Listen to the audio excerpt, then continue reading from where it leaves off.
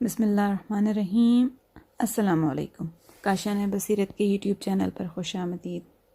علامہ ابراہیم امین ان کی کتاب الغدیر کی 7ویں جلد، اس کا صفحہ نمبر 196۔ ٹاپک ہے ابو بکر کے بارے میں غلو، اور اس کی ہیڈنگ ہے جس میں ہم اس پیج پہ پڑھیں گے، وہ ہے والدہ ابو بکر کا اسلام۔ ابو بکر کی والدہ کا اسلام بھی ان کے والد ہی کی طرح پایہ ثبوت کو نہیں پہنچتا۔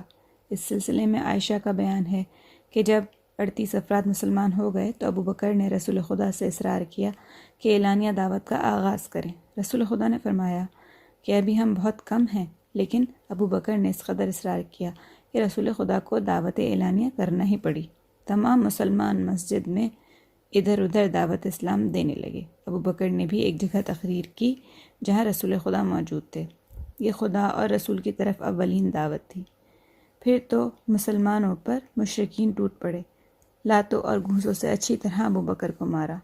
عتبہ بن ربی نے ان کے چہرے پر اس قدر جوتے مارے کہ چہرے کی شکل بگڑ گئی، پہچاننا مشکل ہو گیا۔ قبیلہ تمیم کے افراد نے آ کر ابو بکر کو بچایا، ان کی کوشچن مارک ڈلا ہوا ہے یہاں پر، مس پرنٹ ہے الفاظ، کر کے گھر تک پہنچایا۔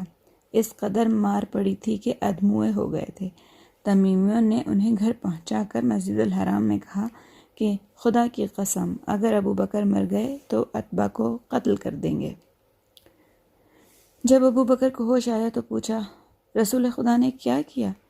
تمیمیوں نے رسول خدا کو برا بھلا کہا، اور پھر ان کی ماں ام الخیر بنت سہر نے کہا کہ انہیں کھلاؤ پلاؤ، لیکن جب وہ تنہا ہوئے اور کھلایا پلایا جانے لگا تو پھر بولے کہ رسول خدا نے کیا کیا؟ ماں نے کہا، خدا کی قسم میں نہیں جانتی کہ تمہارے صاحب کیا ہوئے۔ ابو بکر نے کہا کہ تو پھر ام جمیل بنت خطاب کے پاس جاؤ اور اس سے پوچھو۔ وہ گئیں اور پوچھا کہ محمد بن عبداللہ کے ساتھ کیا ہوا؟ جواب دیا کہ میں نہ تو محمد بن عبداللہ کو پہچانتی ہوں اور نہ ابو بکر کو۔ اگر تم چاہتی ہو کہ میں تمہارے بیٹے کے پاس آؤں تو آ جاؤں گی۔ ام الخیر نے کہا، چلو۔ وہ آئیں اور ابو بکر کی حالت دیکھ کر فریاد کرنے لگی کہ جن لوگوں نے تمہارے ساتھ سلوک کیا ہے وہ غارت ہو جائیں۔ ابو بکر نے ان سے پوچھا، رسول خدا نے کیا کیا؟ جواب دیا کہ تمہاری ماں یہی ہیں، ان سے پوچھو۔ تو پوچھا کہ کہاں ہیں؟ تو کہا کہ ارقم کے گھر ہیں۔ تو کہا کہ میں بخدا کچھ بھی نہ کھاؤں گا نہ پیوں گا جب تک کہ رسول خدا کو نہ دیکھ لوں۔ جب ان کی دلجوئی ہو گئی تو سکون ہوا، پھر انہیں سہارا دے کر خدمت رسول میں لایا گیا۔ ابو بکر نے خود کو پائے رسول پر ڈال دیا اور بوسہ لینے لگے۔ تمام مسلمانوں نے بھی خود کو آپ کے قدموں پر ڈال دیا۔ رسول خدا پر اس کا بڑا اثر ہوا۔ ابو بکر نے کہا، میرے ماں باپ قربان، مجھے کوئی تکلیف نہیں، لیکن صرف چہرے پر جو اس بدکار نے جوتے مارے ہیں اس کی تکلیف ہے۔ یہ میری مہربان ماں ہے اور آپ کی ذات بابرکت ہے، اس کے لیے دعا کریے کہ خدا اسے دوزخ سے نجات دے۔ رسول خدا نے اسلام کی دعوت دی اور وہ مسلمان ہو گئیں۔ ریفرنس ہے کتاب کا ریاض الازرا جلد نمبر 1 صفحہ نمبر 46، اور تاریخ ابن کثیر جلد نمبر 3 صفحہ نمبر 30۔ اس کا راوی عبید اللہ بن محمد عمری ہے، جسے ذہبی اور ابن حجر کے مطابق امام نسائی نے جھوٹا اور کذاب کہا ہے۔ دارقطنی بھی اس کی روایت کو مہمل کہتے ہیں۔ اس کے علاوہ اس روایت کے تمام راوی ابو بکر کے خاندان کے افراد تمیمی ہیں، بقیہ مجہول الحال ہیں۔ اس کے علاوہ اگر واقعی ابو بکر کو یہ راہ اسلام میں اذیت دی گئی تھی تو دوسری تاریخیں بھی اس کا تذکرہ کرتی۔ تاریخ نے اذیت پانے والے تمام اصحاب کے نام لکھے ہیں، صرف ابو بکر ہی کو کیوں نظر انداز کیا ہے؟ پھر یہ کہ اس کی راوی عائشہ ہیں جو بعثت کے 4-5 سال بعد پیدا ہوئیں۔ وہ اس قابل کہاں تھی کہ ان اسباب و عوامل کو سمجھ سکتی؟ کیا پستان مادر سے لپٹی ہوئی بچی حالات کو سمجھ سکتی ہے؟ ظاہر ہے کہ یہ روایت گڑھی ہوئی اور جھوٹی ہے۔ اگلی ہیڈنگ ہے ابو بکر کے والدین قرآن میں۔ حوث پرستوں نے قرآن کے ساتھ بھی مذاق کر ڈالا۔ اندھی عقیدت والے مفسرین نے تحریف کے ایسے ایسے نمونے پیش کیے ہیں جیسے وہ الف لیلوی کہانیاں تصنیف کر رہے ہوں۔ چنانچہ آیے مبارکہ نیچے ریفرنس کے طور پر آیت لکھی گئی ہے پوری، اور اس کا ترجمہ ہے کہ اور ہم نے انسان کو اس کے ماں باپ کے ساتھ نیک برتاؤ کرنے کی نصیحت کی کہ اس کی ماں نے بڑے رنج کے ساتھ اسے شکم میں رکھا ہے اور پھر بڑی تکلیف کے ساتھ پیدا کیا ہے، اور اس حمل کے اور دودھ بڑھائی کا کل زمانہ 30 مہینے کا ہے، یہاں تک کہ جب وہ توانائی کو پہنچ گیا اور 40 برس کا ہو گیا تو اس نے دعا کی کہ پروردگار مجھے توفیق دے کہ میں تیری اس نعمت کا شکریہ ادا کروں جو تو نے مجھے اور میرے والدین کو عطا کی، اور ایسا نیک عمل کروں کہ تو راضی ہو جائے اور میری ذریت میں بھی صلاح اور تقوی قرار دے کہ میں تیری ہی طرف متوجہ ہوں اور تیرے فرما برداروں میں ہوں۔ ریفرنس ہے احقاف نمبر 15۔ اس آیت کے متعلق یہ بات اڑا دی گئی کہ یہ ابو بکر کی شان میں نازل ہوئی۔ مزید ترہ یہ کہ اس سلسلے میں امیر المومنین حضرت علی اور ابن عباس کے اقوال بھی گڑھ لیے گئے ہیں کہ ابو بکر کے حمل دودھ کی مدت 30 ماہ تھی، 9 ماہ ان کی ماں نے پیٹ میں رکھا اور 21 مہینے دودھ پلایا۔ ان کے والدین اسلام لائے اور کسی مہاجر کے والدین اسلام نہیں لائے۔ خدا نے انہیں نیک والدین کے ساتھ نیک سلوک کی وصیت کی۔ جب رسول 40 برس کے ہو گئے تو رسول اللہ کی تصدیق کی، جبکہ ابو بکر 38 سال کے تھے، اور خدا سے دعا کی کہ خدایا مجھے والدین کی شکر گزاری اور انہیں اپنی شکر گزاری کی ترغیب دے۔ چنانچہ جب 40 سال کے ہوئے تو ان کے والدین اسلام لائے اور تمام اولادیں اسلام سے سرفراز ہو گئیں۔ کتاب کا ریفرنس ہے تفسیر کشاف جلد نمبر 3 صفحہ نمبر 99، تفسیر قرطبی جلد نمبر 6 صفحہ نمبر 193 اور 194، ریاض الازرا جلد نمبر 1 صفحہ نمبر 47 وغیرہ۔ کیا کوئی ہے جو ان عقل کے اندھوں سے پوچھے کہ اگر 9 ماہ حمل اور 21 ماہ دودھ بڑھائی کے طے کیے جائیں تو صرف ابو بکر ہی سے کیا مخصوص ہے؟ اگر اکثر لوگ اسی آیت کے ذیل میں آ جائیں گے، پھر یہ کہ اگر علی نے اس آیت کو ابو بکر سے مخصوص کیا تو پھر ایک فیصلے میں جو 6 ماہ کے بچے کی پیدائش کے سلسلے میں تھا، اس آیت سے استدلال کیوں کیا تھا؟ ابن کثیر اس قضیے کو نقل کر کے کہتے ہیں کہ یہ ایسا قوی استدلال تھا کہ عثمان کو ماننا ہی پڑا۔ اس بات کا ریفرنس ہے کتاب تفسیر ابن کثیر جلد نمبر 4 صفحہ نمبر 157۔ حالانکہ ابن کثیر جوش اور عقیدت میں جعلی روایت سے فضائل نقل کرتے ہیں، پھر بھی اس آیت کو ابو بکر سے مخصوص نہیں قرار دیا۔ دوسرے یہ کہ اس میں 40 سال عمر ہونے کی بات کہی ہے، جس کے مصداق نہ ابو بکر ہو سکتے ہیں نہ ان کے والدین، وہ بعثت کے 6 سال کے بعد اسلام لائے تھے۔ باپ تو بشرط صحت روایت فتح مکہ میں اسلام لائے، اس وقت ابو بکر 56 سال کے تھے، اور ماں بشرط صحت روایت بعثت کے 6 سال اسلام لائیں، ابو بکر اس وقت 44 سال کے تھے۔ اس صورتحال میں خدا نے ان پر کیسی مہربانی کی سمجھ میں نہیں آتا۔ پھر یہ کہ اگر ان کے والدین کے اسلام لانے کا واقعہ تسلیم کر لیا جائے تو یہ رسول خدا کی دعا کا نتیجہ تھا، اور ابو قحافہ کا اسلام رسول خدا کے مسح صدر کی وجہ سے ہوا۔ پھر یہ دعائے ابو بکر کہاں گئی؟ رہ گئی یہ بات کہ علی نے کہا ہو کہ صرف ابو بکر ہی کے والدین اسلام لائے اور کسی مہاجر کو یہ شرف حاصل نہیں۔ یہ ایسا صریحی جھوٹ حضرت علی کیسے بول سکتے ہیں؟ میں نے کثیر تعداد میں مہاجرین کے نام پیش کیے ہیں جن کے والدین بھی مسلمان تھے۔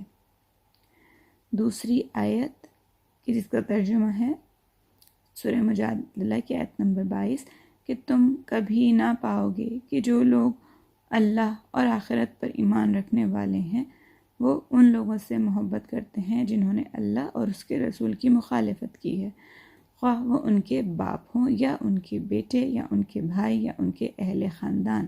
یہ وہ لوگ ہیں جن کے دلوں میں اللہ نے ایمان مثبت کر دیا ہے اور اپنی طرف سے ایک روح عطا کر کے ان کو قوت بخشی ہے۔ وہ ان کو ایسی جنتوں میں داخل کرے گا جن کے نیچے نہریں بہتی ہوں گی، ان میں وہ ہمیشہ رہیں گے۔ اللہ ان سے راضی ہوا اور وہ اللہ سے راضی ہوئے۔ وہ اللہ کے گروہ کے لوگ ہیں، خبردار رہو، اللہ کے گروہ والے ہی فلاح پانے والے ہیں۔ سورہ مجادلہ کی آیت نمبر 22۔ اس کی شان نزول میں ابن جریح کا بیان ہے کہ ابو قحافہ نے رسول خدا کو گالی دی۔ یہ دیکھ کر ان کے بیٹے ابو بکر نے باپ کے چہرے پر ایک زوردار تماچا مارا، جس کی وجہ سے وہ زمین پر گر گئے۔ پھر حضرت سے آ کر سارا واقعہ بیان کیا۔ رسول خدا نے فرمایا، اب اگر وہ مجھے گالی دیں تو انہیں نہ مارنا۔ ابو بکر نے کہا، اس خدا کی قسم جس نے آپ کو برحق نبی بنایا ہے، اگر میرے پاس تلوار ہوتی تو انہیں قتل کر دیتا۔ اس وقت یہ آیت نازل ہوئی جو ابھی میں نے اوپر آپ کے سامنے تلاوت کی ہے۔ علامہ امینی فرماتے ہیں کہ تمام مفسرین کا اتفاق ہے کہ سورہ احقاف، جس کی ایک آیت کو اس سے قبل پیش کیا گیا، مکے میں نازل ہوا ہے، اور سورہ مجادلہ مدینہ میں نازل ہوا ہے۔ متذکرہ آیت سورہ احقاف نازل ہونے کے کافی دنوں بعد نازل ہوئی۔ تفسیر قرطبی اور ابن کثیر کے مطابق بدر و احد کے بعد نازل ہوئی، یعنی سن 4 ہجری میں۔ اس صورتحال میں یہ بات کیسے بن سکتی ہے کہ جبکہ ابو بکر کی سابقہ آیت میں انعام خداوندی کے طور پر بات کہی گئی ہے، جبکہ جب وہ 40 سال کے تھے تو دعا کی، رب اوزعنی ان اشکر نعمتک التی انعمت علی وعلی والدی، میرے رب میرے والدین پر مہربانی کرنے کی ترغیب عطا کر۔ اس آیت کی شان نزول کہتی ہے کہ جب ابو بکر 43 سال کے تھے تو اپنی والدہ کو گالی بکنے کی وجہ سے گھونسا مارا۔ آیت سابقہ کی طرح اس آیت کی روایت خود اپنے نفس کی مطلب کی تکذیب کر رہی ہے، کیونکہ آیت مدنی ہے اور آیت کے مطابق گھونسا مارنے کا واقعہ مکے کا ہے۔ پھر یہ کیا کہ جو شخص رسول کو گالی دے رہا ہو اور قریب میں بیٹھا ہوا ہو، کوئی شخص سن رہا ہو، اسے اس گالی دینے والے کو قتل کر دینا چاہیے، یا یہ واقعہ صرف ابو قحافہ سے مخصوص ہے؟ فضائل کے لاف و گزاف بگھارنے والوں سے یہ سوال پوچھنا چاہیے۔ وَإِنَّهُمْ لَيَقُولُونَ مُنْكِرٌ أَمِنْ لَيَقُولِ وَالزَّوَابُ، یہ لوگ بڑی ناپسندیدہ بات کہہ رہے ہیں۔ یہ سورہ مجادلہ کی آیت نمبر 2 ہے۔ اس کے بعد دوسری آیت ہے، وَيَقُولُونَ هُوَ مِنْ عِنْدِ اللَّهِ وَمَا هُوَ مِنْ عِنْدِ اللَّهِ وَيَقُولُونَ عَلَى اللَّهِ الْكَذِبَ وَهُمْ يَعْلَمُونَ۔ یہ سورہ آل عمران کی آیت نمبر 78 ہے، جس کا ترجمہ ہے کہ اور یہ لوگ کہتے ہیں کہ یہ سب اللہ کی طرف سے ہے، حالانکہ اللہ کی طرف سے ہرگز نہیں ہے۔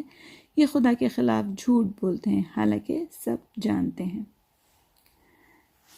اگلی ہیڈنگ ہے یاوہ گوئی کا مقصد۔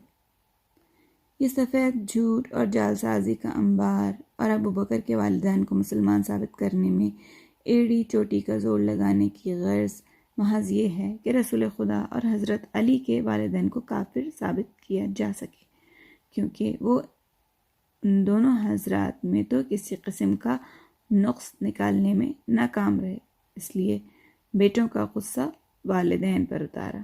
چنانچہ حافظ عاصمی زین الفتی میں کہتے ہیں کہ رسول خدا اور حضرت علی کی مماثلت اس لحاظ سے بھی ہے کہ دونوں کے والدین کافر تھے، اگرچہ خدا نے رسول خدا کو تمام نعمتوں سے سرفراز فرمایا، لیکن ان کی تقدیر میں نہ تھا کہ آپ کے والدین مسلمان ہوں۔ چنانچہ تمام مسلمانوں کا عقیدہ یہی ہے کہ صرف کچھ ناقابل توجہ مسلمان اس عقیدہ سے منحرف ہیں۔ بریکٹ میں لکھا ہوا ہے، چہ خوب، اس گستاخ نے محمل عقیدے کو تمام مسلمانوں کے سر تھوپ دیا، حالانکہ اکثر محققین اہل سنت کے علاوہ شیعہ اور زیدی فرقے کے افراد کا یہ عقیدہ ہے کہ رسول خدا کے والدین مسلمان تھے۔ مؤلف ہے بریکٹ کلوز۔ اسی طرح حضرت علی مرتضیٰ کو بھی اگرچہ خدا نے تمام نعمتوں سے بہرہ مند کیا، لیکن ان کی تقدیر میں یہ نہ تھا کہ آپ کے والدین مسلمان ہوں۔ ان کی یہ گہار مسلسل ہوتی رہی ہے، اسی طرح وہ اپنے عناد کی بھڑاس نکالتے رہے ہیں، حالانکہ حقیقت یہ ہے کہ بقول ابن ابی الحدید شرح نہج البلاغہ میں کہتے ہیں کہ اگر ابو طالب اور ان کے فرزند نہ ہوتے تو دین نہ تو مستحکم ہوتا اور نہ ہی تناور ہوتا۔ ابو طالب نے مکہ میں حمایت کی اور علی نے مدینہ میں اپنی سوجھ بوجھ کے ساتھ جان لڑائی۔ ابو طالب نے جس سرپرستی کا بیڑا اٹھایا تھا علی نے اسے مکمل کیا۔ ایسے فداکار اسلام کے متعلق یاوہ سے کیا نقصان ہو سکتا ہے؟ کسی شخص کے عقیدے کو 4 طرح سے ہی معلوم کیا جا سکتا ہے۔ نمبر 1، اس کی گفتار سے نتیجہ نکالا جائے۔ نمبر 2، افعال اور کردار کا تجزیہ کیا جائے۔ نمبر 3، اس کے خاندان والوں نے جو کچھ اس کے متعلق کہا ہے، کیونکہ گھر والے گھر کی باتوں سے زیادہ آگاہ ہوتے ہیں۔ نمبر 4، وابستہ افراد نے جو کچھ اس کے متعلق کہا ہے ان باتوں سے نتیجہ نکالا جائے۔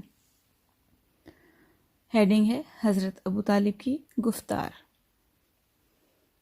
آپ کے شعری نگارشات تاریخ و حدیث کی کتابوں میں بھرے پڑے ہیں، ان میں سے چند کو پیش کیا جا سکتا ہے۔ مستدرک حاکم میں ہے کہ ابو طالب نے نجاشی سے خطاب کرتے ہوئے چند اشعار کہیں جن میں مہاجرین حبشہ کے ساتھ نیک سلوک کی گزارش کی گئی ہے۔ شعر کا ترجمہ پڑھتی ہوں میں۔ شائستہ کرداروں کو معلوم ہونا چاہیے کہ محمد، موسیٰ اور مسیح کی وزارت سے سرفراز ہیں۔ ان دونوں پیغمبروں کی طرح محمد بھی ہمارے لیے دین لائے۔ یہ فرمان خداوندی کی طرف رہنمائی کرتے ہیں اور برائیوں سے باز رکھتے ہیں۔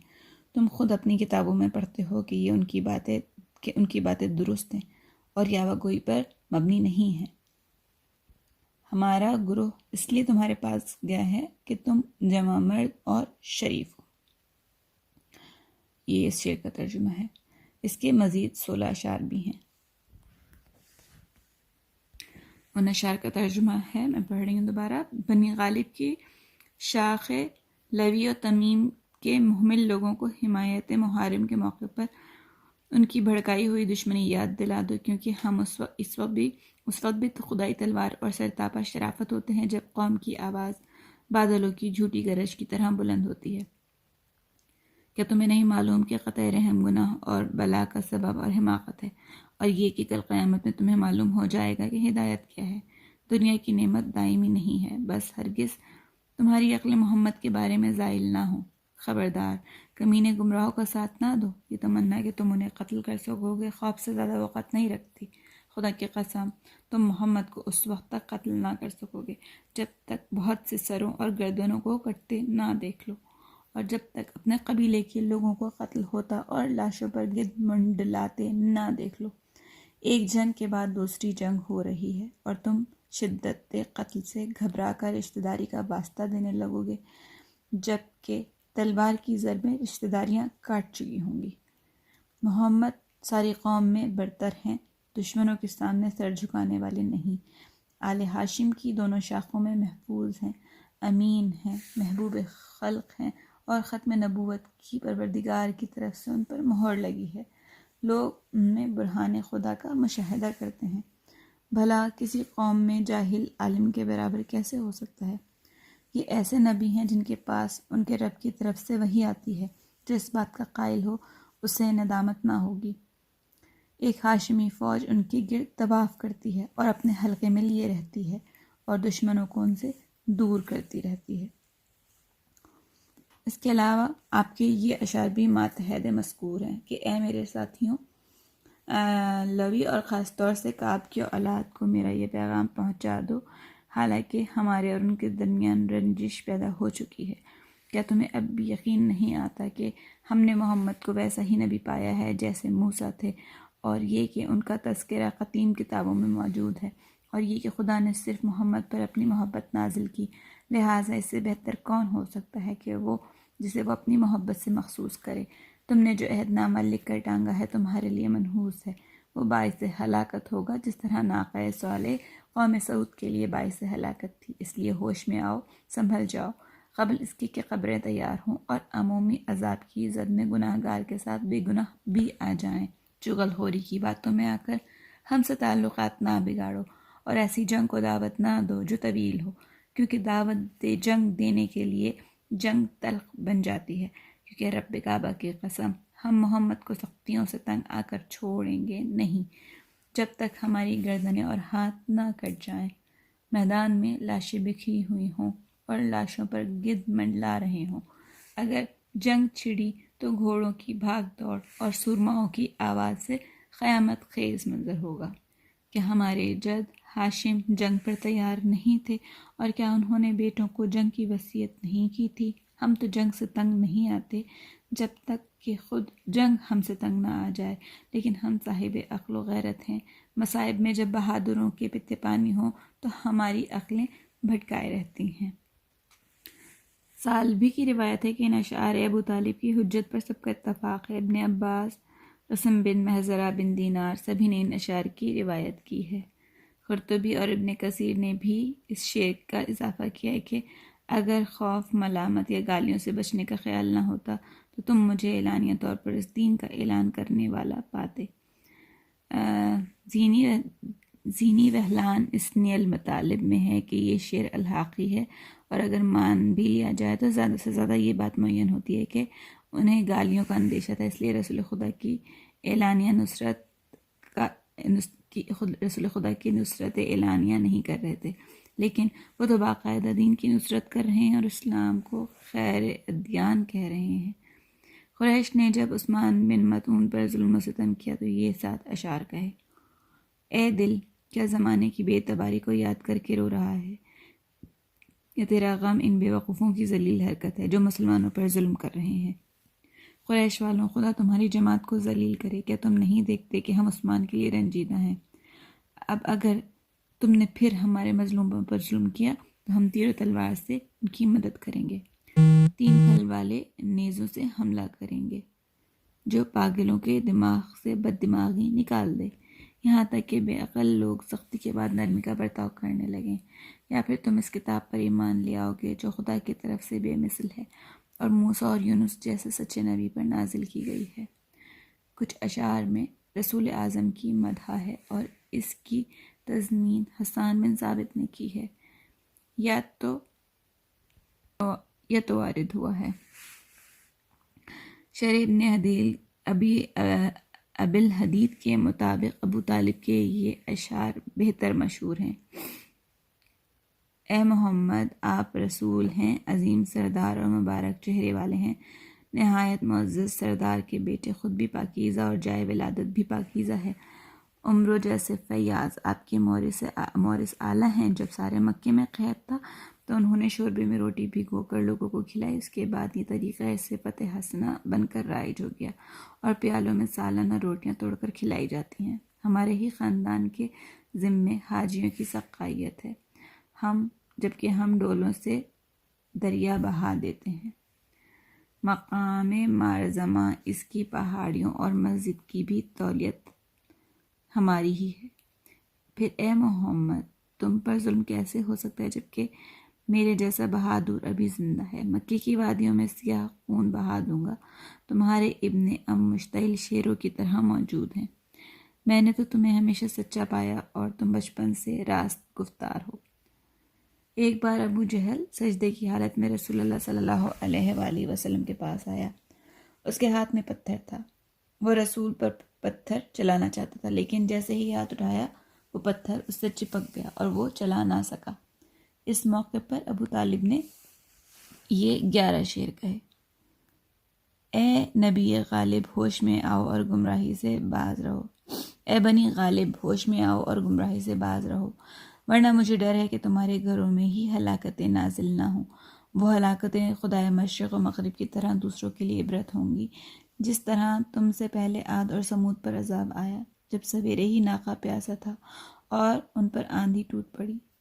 ایک ارزخ کی وجہ سے سب پر خدا کا غضب نازل ہو جب اس نے ناقے کی گونچیں کاٹ دیں، اور اس سے بھی زیادہ تعجب کا واقعہ ابو جہل کا ہے کہ جب اس کا ہاتھ چپک گیا، جب وہ ایک صابر و شاکر اور صادق کو مارنے کے لیے بڑھا تھا تو خدا نے اس کی ناک رگڑ کر اس کے پتھر کو اس کے ہاتھ سے چپکا دیا۔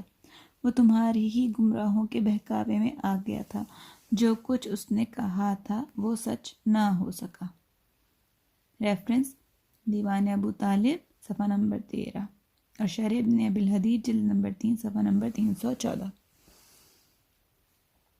ابن ابی الحدید کے مطابق مامون رشید کا دعویٰ تھا کہ ایمان ابو طالب کے ثبوت میں ان کے یہ 4 اشعار پیش کیے جا سکتے ہیں جو کچھ اضافی اشعار کے ساتھ دیوان ابو طالب میں موجود ہیں۔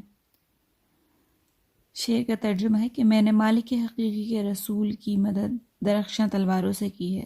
میں دشمنوں سے نمٹنے کے لیے اس طرح نہیں چلتا جیسے نرینہ اونٹ کے خوف سے نوجوان اونٹنیاں چلتی ہیں، بلکہ میں تو کھلم کھلا یوں گرجتا ہوں جیسے جھاڑی میں شیر گرجتا ہے۔ جب قریش نے عمراس کے ساتھ تحفے دے کر نجاشی کو ورغلانا چاہا تو حضرت ابو طالب نے یہ 4 اشعار لکھ کر بھیجے تاکہ مہاجرین نے حبشہ خصوصاً جعفر کا اکرام کرے۔ نیچے شعر ہے ترجمہ کہ کاش مجھے معلوم ہوتا کہ حالت غربت میں میرے بیٹے جعفر کا کیا حال ہے اور عمر آس اور دوسرے اعدائے دین نے کیا کہا۔ Question mark. مجھے معلوم نہیں کہ نجاشی نے جعفر کے ساتھ اچھا سلوک کیا یا عمر آس نے اسے بہکا دیا۔ اے بادشاہ، تجھے معلوم ہونا چاہیے کہ تو صاحب مجد و کرم ہے، اس لیے پناہ لینے والوں کو کوئی تکلیف نہیں ہونی چاہیے۔ ہم جانتے ہیں کہ خدا نے تجھے بہترین وسائل حیات سے نوازا ہے۔ ریفرنس ہے اس کا البدایہ والنہایہ جلد نمبر 3 صفحہ نمبر 77 اور شرح ابن ابی الحدید جلد نمبر 3 صفحہ نمبر 314۔ شرح ابن ابی الحدید میں ہے کہ یہ اشعار بھی ابو طالب کے ہیں جن کے ذریعے سے رسول خدا کو اعلانیہ دعوت کا مشورہ دیا گیا ہے۔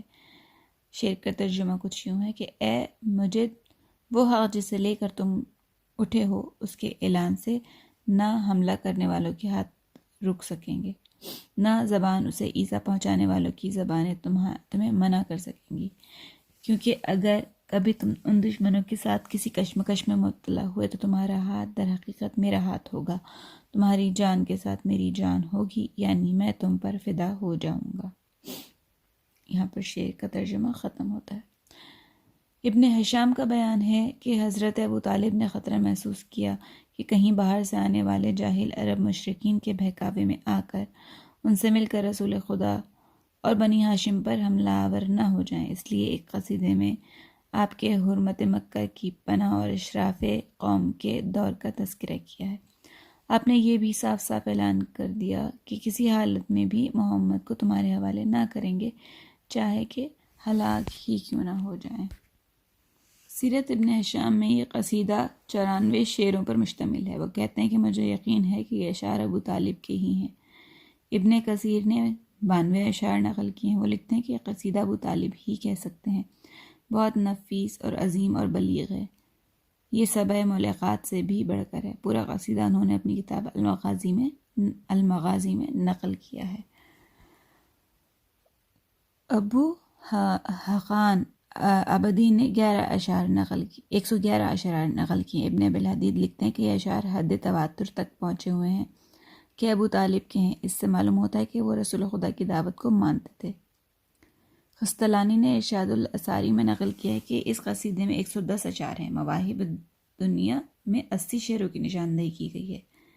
ابن التین کہتے ہیں کہ یہ اشعار اس بات کا ثبوت ہیں کہ بحیرہ وغیرہ کی تاکید سے قبل ہی ابو طالب نے رسول خدا کی معرفت حاصل کر لی تھی۔ عینی عمدۃ القاری میں 110 شعروں کی نشاندہی کرتے ہیں۔ اس کے علاوہ یہ قصیدہ جن کتابوں میں ہے ان کے نام ہیں بلوغ العرب العلوسی، خزانۃ الادب، لب اللباب، لسان العرب، سیرت دینی وغیرہ۔ دہلان نے لکھا ہے کہ عبد الواحد صفاقسی شرح بخاری میں لکھتے ہیں کہ یہ اشعار ابو طالب دلیل ہیں کہ بحیرہ سے قبل ہی رسول خدا کی معرفت حاصل کر چکے تھے۔ علامہ امینی فرماتے ہیں کہ اگر ان اشعار کو ابو طالب کے مسلمان ہونے کے ثبوت میں نہ مانا جائے تو میں نہیں جانتا کہ ثبوت میں اور کیا کہنا چاہیے۔ یہ ابو طالب کے نغموں کا مختصر انتخاب تھا جو ان کے مومن خاص ہونے کا ثبوت ہے۔ ابن شہر عاشوب لکھتے ہیں کہ ابو طالب کے لگ بھگ 3000 اشعار ہیں جن سے ان کے مومن ہونے کا ثبوت فراہم ہوتا ہے، اور آخر میں 4 اشعار بھی نقل کیے ہیں۔ اس بات کا ریفرنس ہے کتاب متشابہات القرآن جلد نمبر 2 صفحہ نمبر 65 میں۔ ہیڈنگ ہے کردار صالح اور قول مشکور۔ اس کے ساتھ ابو طالب کا پاکیزہ کردار اور نفیس جدوجہد بھی دیکھنے کو ملتی ہے، جس کے ذریعے سے انہوں نے رسول خدا کی پاسداری اور تحفظ اور لوگوں کو توحید پرستی کی دعوت دینے کا کوئی دقیقہ ابتدائی بعثت سے آخر دم تک اٹھا نہیں رکھا۔ اس پاکیزہ کردار کے ساتھ ان کی گفتگو بھی تاریخ میں ثبت ہے، جن سے ان کے صحیح اسلام اور ایمان کا پتہ چلتا ہے۔ اس سلسلے میں خود اہل سنت کی کتابوں سے حوالے پیش کیے جاتے ہیں۔ یہاں پر اپنی گفتگو کو روکتے ہیں، انشاءاللہ اگلے حصے میں صفحہ نمبر 213 سے مزید کنٹینیو کریں گے۔ السلام علیکم ورحمۃ اللہ وبرکاتہ۔